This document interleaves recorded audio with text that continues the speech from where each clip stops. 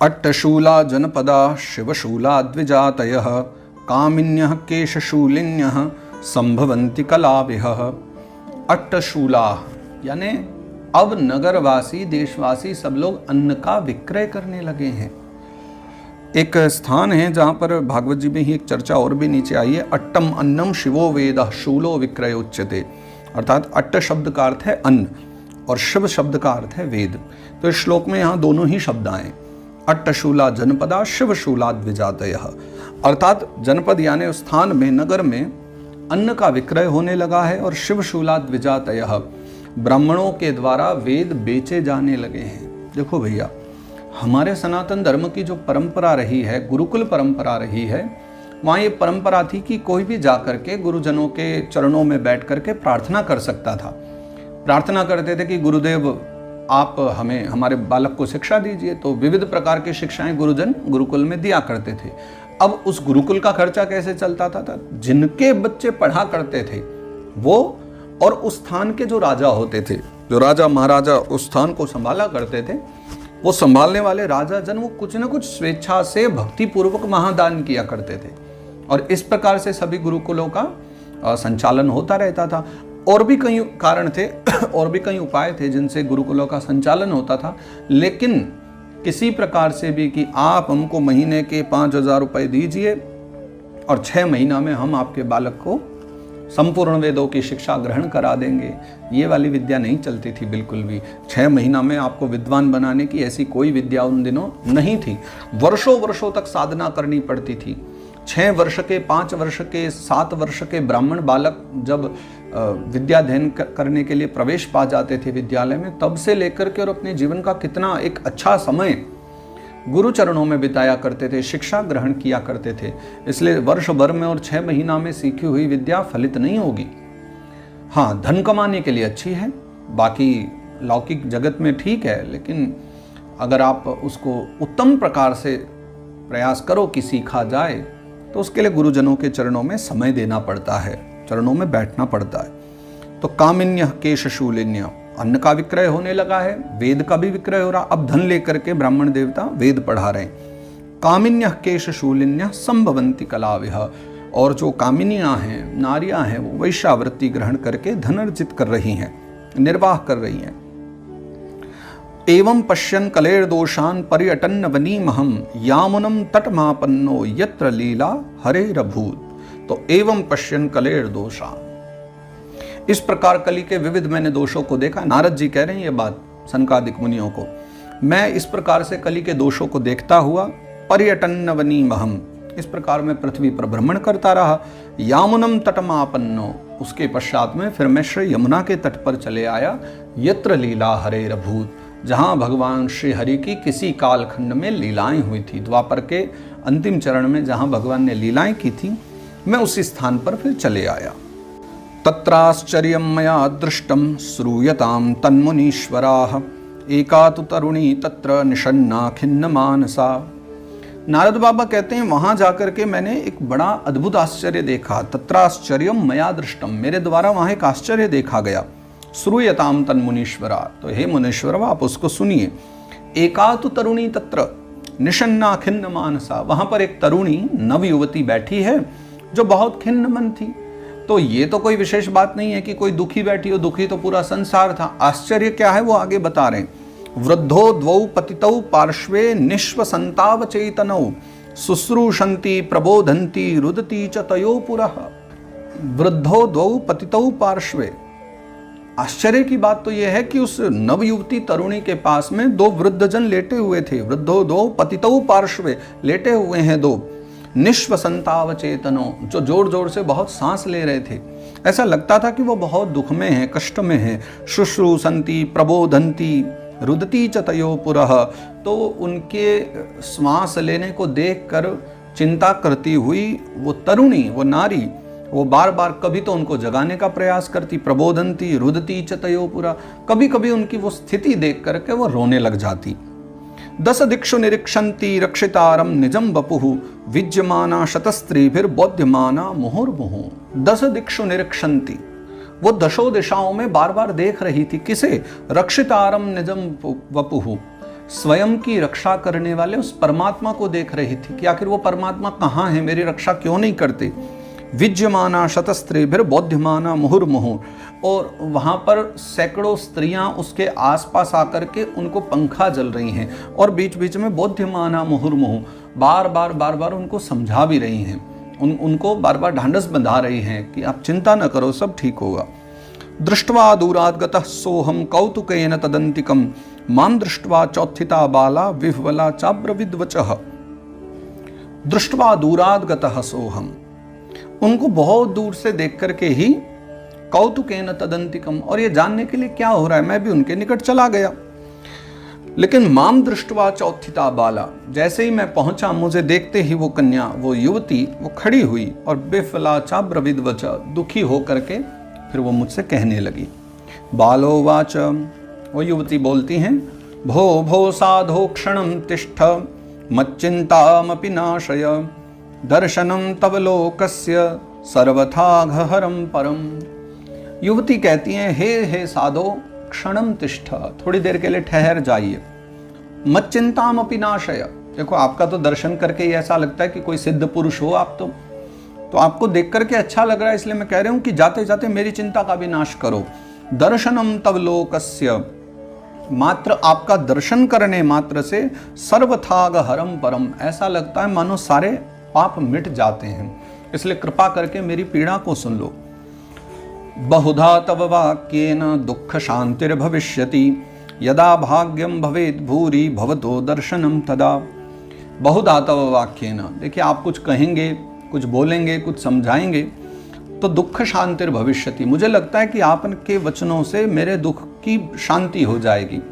यदा भाग्यम भवेत् भूरि, जब बड़े किसी के पुण्योदय होते हैं, किसी के परम सौभाग्य होते हैं, तब आपका दर्शन होता है। भवतो दर्शनम तदा। नारद जी उनकी बात को सुन करके वहां ठहर गए और उसी क्षण फिर नारद जी उनसे प्रश्न करते हैं।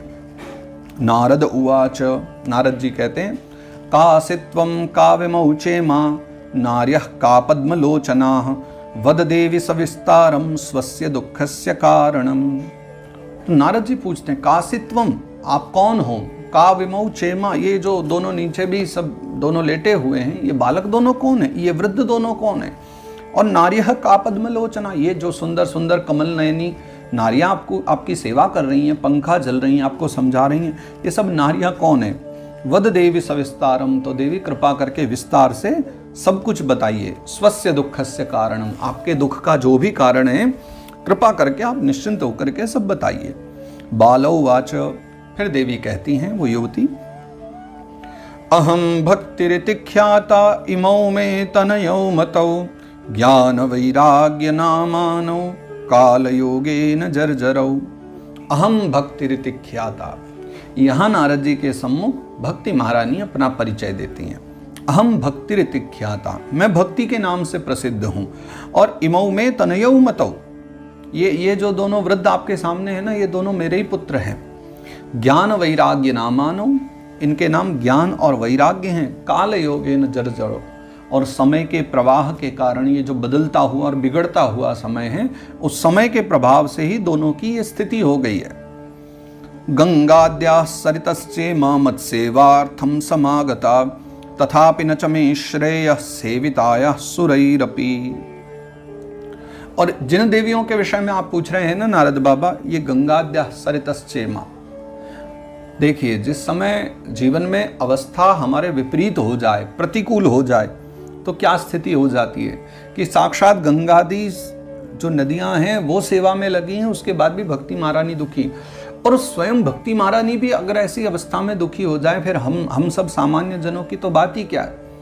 भक्ति महारानी कहती, गंगाद्या सरितश्चेमा मत्सेवार्थम समागता, ये जो गंगा यमुना आदि जो नदियां हैं, इन पवित्र नदियों के द्वारा मैं सेवित हूँ, ये सब मेरी सेवा करने आई हैं यहाँ पर।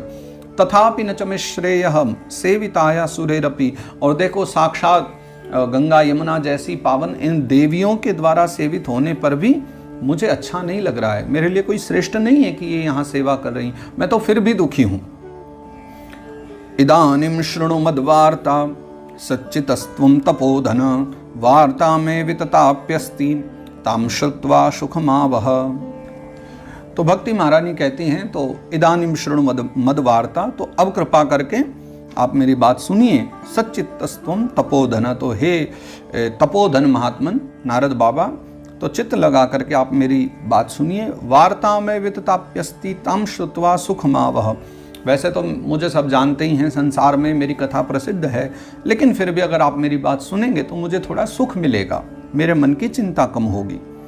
उत्पन्ना द्रविड़े शाहम वृद्धिम कर्णाटके गता, क्वचिन क्वचिन महाराष्ट्रे गुर्जरे जीर्णताम गता। मैं द्रविड़ देश में उत्पन्न हुई, कर्नाटक में जाकर के मैं बड़ी हुई, और फिर महाराष्ट्र में कहीं कहीं मैं सम्मानित होती हुई, यात्रा करती हुई गुर्जरे जीर्णताम गता, गुजरात में जाकर के मैं जीर्ण हो गई।